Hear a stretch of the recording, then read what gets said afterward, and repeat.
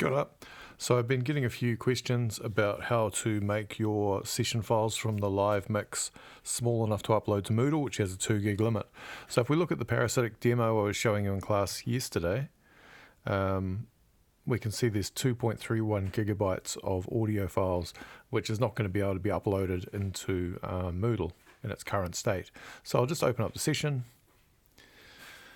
and we'll go through a couple of the things that you're probably doing already, like going up and getting rid of any unused files. So select unused in the clip list menu and then go and clear those. So clear. Because I've made a copy of this file, what I've done basically is I've downloaded this copy from a hard drive and I know it's working. This is something if you're working on a computer at the moment and the whole session's working, you might do something like a save copy and then tick all audio files, save it into one folder, open that session up, and then carry on with what I'm doing here. Because I know I've got a safety copy of this session, I can delete the audio files that aren't being used, and that's going to make my session smaller to begin with. So let's just see what's going on there.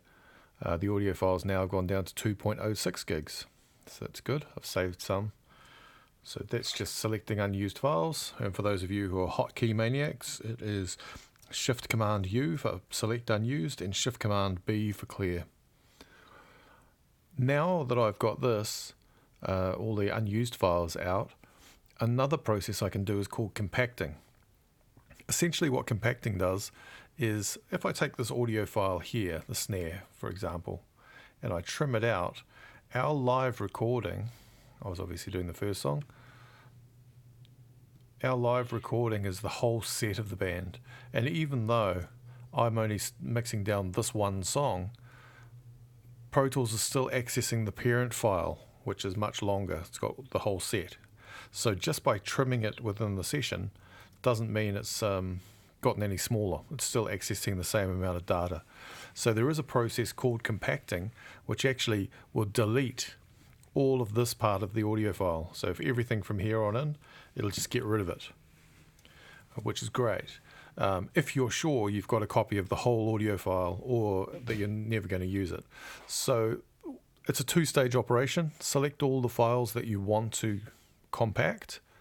They should be highlighted in the highlighted in the clip list, and then just right-click, choose compact, and it will process. Remember, this was 2 gigs of audio, so it's going to tell you the story of what it's actually doing, and it's going to ask you if you want to put some padding in. Now that just means, do you want to save some extra space outside of the selection? In this case, 1,000 milliseconds.